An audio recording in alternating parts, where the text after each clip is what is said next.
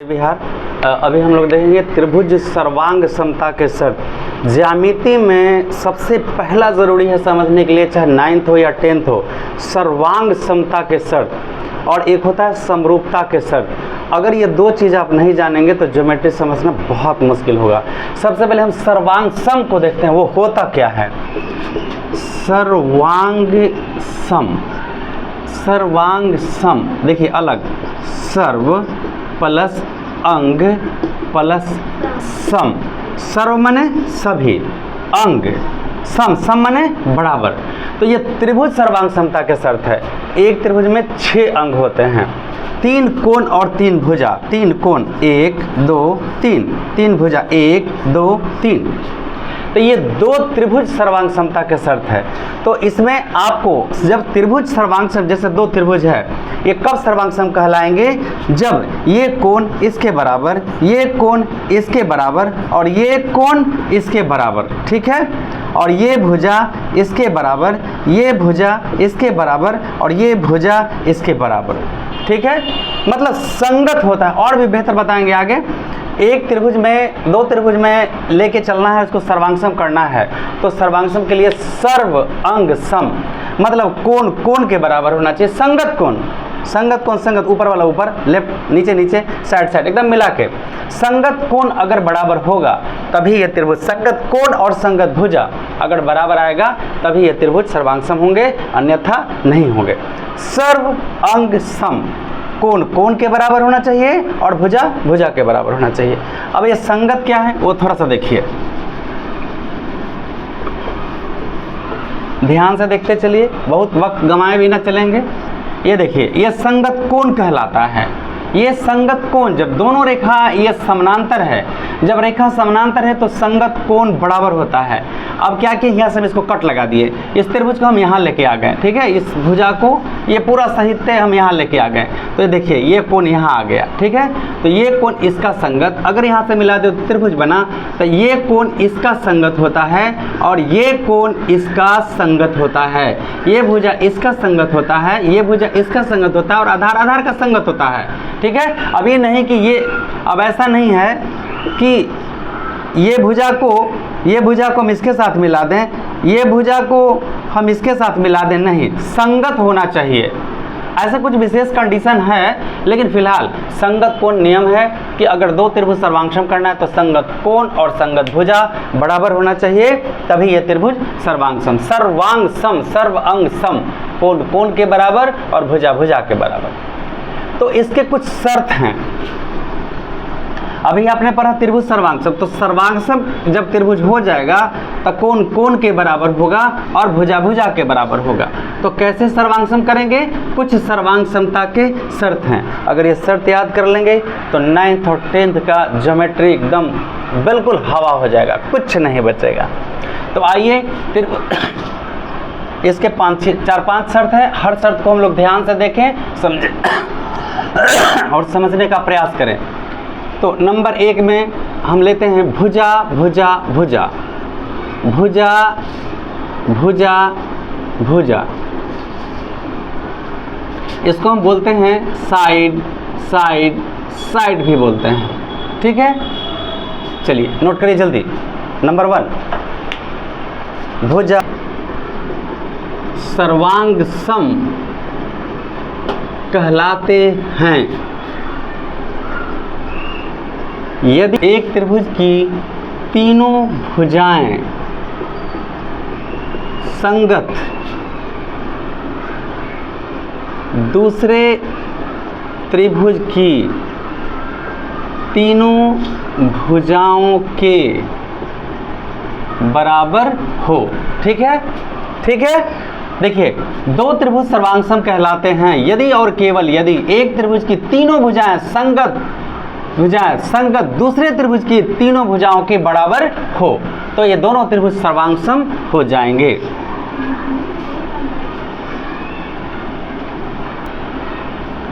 चलिए, 2 त्रिभुज लिए हैं, ABC और DF, 2 त्रिभुज लिए हैं। ये कैसे कहता है? 2 त्रिभुज सर्वांगसम कहलाते हैं यदि और केवल यदि एक त्रिभुज की तीनों भुजाएं संगत दूसरे त्रिभुज की एक त्रिभुज में एक दो पाई, दो पाई, ये 3 पाई, 1 पाई, 2 पाई, 3 पाई, तो संगत इसका संगत ये होगा, इसका संगत ये होगा और इसका संगत ये होगा 3 पाई। ठीक है, यही संगत भुजा है। फिर से एक बार मान लिया कि ABC और DF दो त्रिभुज हैं जिसमें AB बराबर DE, BC बराबर EF और AC बराबर DF। यहाँ पे हमने लिया है दो त्रिभुज बना रखे हैं। अगर इसमें AB बराबर DE आ जाए, BC बराबर EF आ जाए और AC बराबर DF आ जाए तो ये त्रिभुज साइड साइड साइड से, दूसरा भाषा में देखिए साइड साइड साइड से ये दोनों त्रिभुज सर्वांग सम होंगे। इसलिए त्रिभुज ABC ये सर्वांग सम का चिन्ह है, सर्वांग सम होगा त्रिभुज DEF। कैसे? तो साइड साइड साइड शर्त से। समझ में आया? अगर अब पूछे जब ये सर्वांग हो गया तो क्या कोण A बराबर होगा D का? एकदम होगा। A बराबर D एकदम होगा। अब B बराबर E भी होगा और C बराबर F भी अपने आप हो जाएगा। मान ले कि अगर दोनों त्रिभुज सर्वांग हो गया, A का मान 60 डिग्री है, पूछेंगे D का मान कितना? तो A का मान अगर 60 है तो D का मान भी आपको 60 आएगा क्योंकि ये सर्वांग सम हो गया। ठीक है, आप लोग देखिए वीडियो से समझ सीधे। आइए फिर और एक बार बता दूं, ये दोनों त्रिभुज सर्वांग सम कब कहलाएंगे? साइड साइड साइड से, जब यह भुजा इसके बराबर, यह भुजा इसके बराबर, यह भुजा इसके बराबर, तो ये दोनों त्रिभुज सर्वांग सम हो जाएंगे। तब कोई भी कोण, कोई भी भुजा आपस में बराबर हो जाएगा। ठीक है, ये बिना याद किए हुए आपको आगे नहीं बढ़ेंगे, फटाफट क्लियर करिए। बंद करिए तो थोड़ा।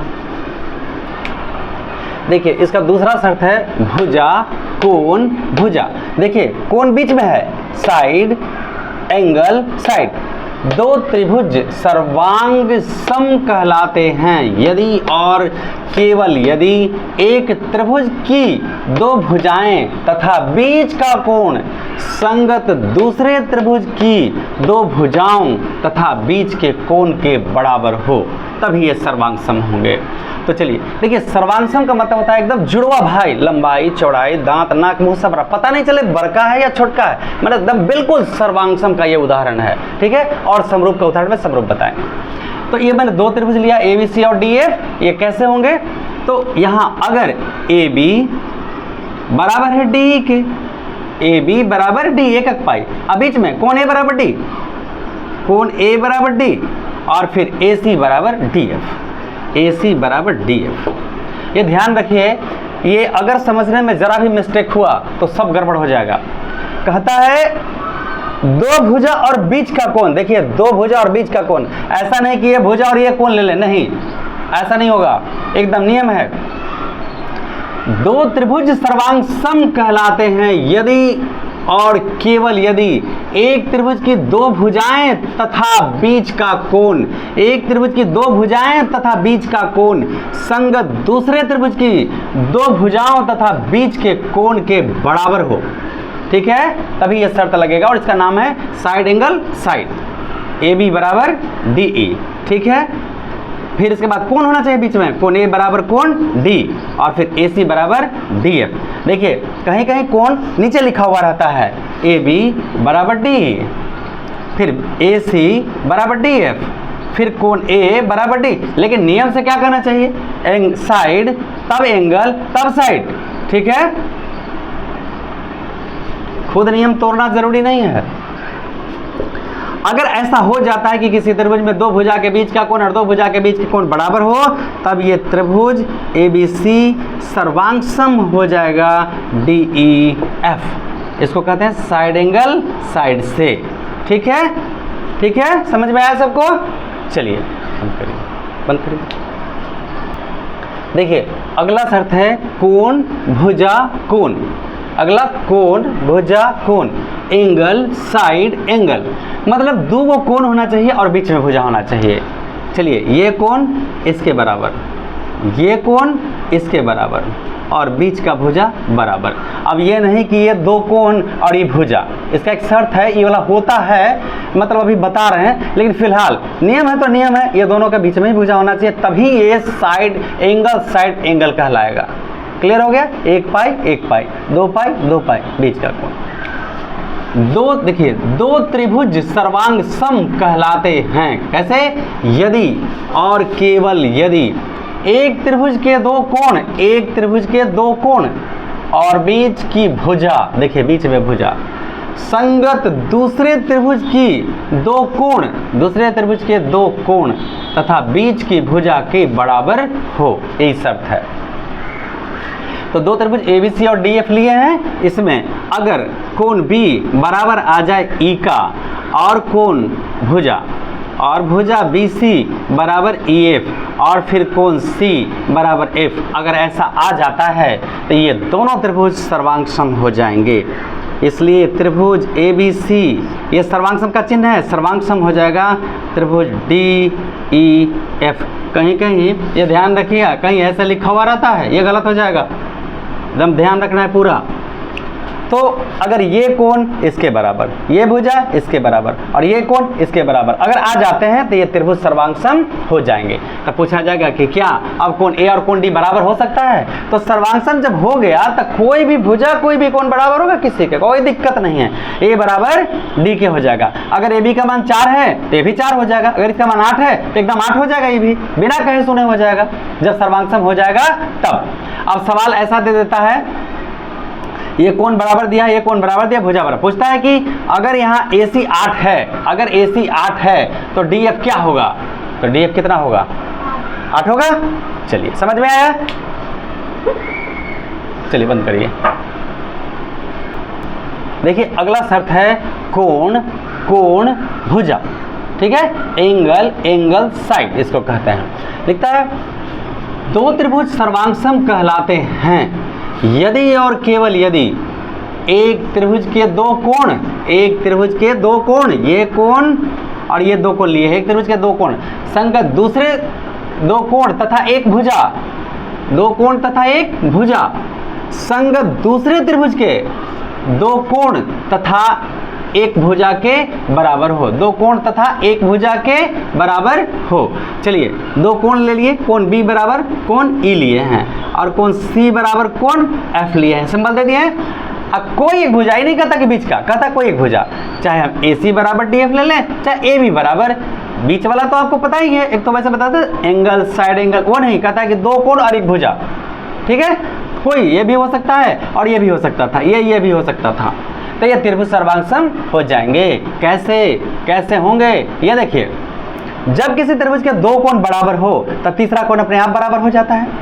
तो यहाँ हम इसको अगर साइलेंट कर दे रहे हैं तो देखिए एंगल साइड एंगल का शर्त लग गया, ठीक है, इसीलिए एंगल एंगल एंगल समरूपता का, एंगल एंगल साइड समरूपता है, एंगल एंगल एंगल नहीं होता है, ठीक है, एंगल एंगल एंगल नहीं होता है, कभी नहीं होता है, यह समरूप हो सकता है, सर्वांग सम नहीं होगा। आइए दो कोण, यह कोण इसके, यह कोण इसके और एक कोई एक भुजा ले लेंगे तो ये सर्वांग सम हो जाएगा। याद रखिए इस शर्त के बिना ना हम लोग 9 का थ्योरम अच्छा समझ सकते हैं और ना 10th का समझ सकते हैं, किसी भी हालत में नहीं, और अगर ये हो गया बहुत आसान हो जाएगा। आइए दो त्रिभुज लिए हैं तो B बराबर E है और फिर कोण C बराबर F है और AC बराबर DF है, क्लियर है? अगर ऐसा शर्त है तो एंगल एंगल साइड के शर्त से दोनों त्रिभुज सर्वांग सम होंगे। त्रिभुज ABC सर्वांग सम, त्रिभुज DEF कैसे? तो एंगल एंगल साइड के शर्त से, ठीक है। अब क्लियर हो गया सबका? चलिए बंद। देखिए अगला और बहुत इंपॉर्टेंट है ये समकोण कर्ण भुजा, मतलब RHS right hypotenuse side, RHS मतलब राइट हैंड साइड नहीं, दो समकोण त्रिभुज, पहले समकोण त्रिभुज बनाते हैं, ठीक है।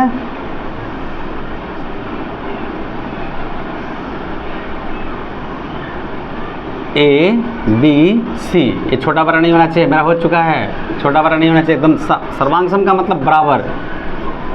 कहता है दो समकोण त्रिभुज, माना कि ABC और DF दो समकोण त्रिभुज है जिसमें कोण B बराबर 90 डिग्री है, दो समकोण त्रिभुज सर्वांग सम कहलाते हैं यदि और केवल यदि एक त्रिभुज की कर्ण और एक भुजा, कहता है एक होगा कर्ण लीजिए और कोई एक भुजा लीजिए, ये लीजिएगा या ये लीजिएगा, तो हम इसे ही सेलेक्ट करते हैं, कर्ण ले लिए और एक भुजा ले लिए।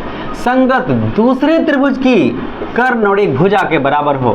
तो कर्ण के बराबर, ये भुजा के बराबर। ये भी ले सकते थे, ये बराबर भी इसका हो सकता था, ठीक है ना, कोई भी ले सकते हैं। तो कहता है ये समकोण त्रिभुज तभी सर्वांग सम होगा जब कोण 90 होगा, कर्ण के बराबर होगा और कोई एक भुजा, चाहे BC बराबर EF हो जाए, चाहे AB बराबर DF हो जाए, तो ये सर्वांग सम हो जाएगा। तो त्रिभुज यहाँ पे हमने देखा कोण ABC बराबर DEF काहे बराबर है 90 डिग्री, और BC बराबर क्या है EF, और फिर AC कर्ण। पहले तो समकोण के बाद कर्ण की बारी है, तो लीजिए कर्ण AC बराबर कर्ण DF, कर्ण AC बराबर कर्ण DF, और एक भुजा कोई BC बराबर EF। समकोण कर्ण भुजा राइट मतलब 90 डिग्री, हाइपोटेनियस मतलब कर्ण H, और कोई एक भुजा साइड, समकोण कर्ण भुजा, ठीक है। और इस तरह से त्रिभुज ABC सर्वांग सम होगा DEF, कैसे RHS शर्त से। समझ में आया? तो अब अगर इसे आप समझ चुके हैं, 2-4 बार अभ्यास कर लीजिए इसको, तो 9th और 10th का ज्योमेट्री समझना बहुत आसान है। फिलहाल तो अभी हम 10th पर फोकस करेंगे, 9 में भी देंगे। अब इसके बाद अगला टॉपिक में देखिए समरूपता का शर्त समझा रहे हैं, बनती है।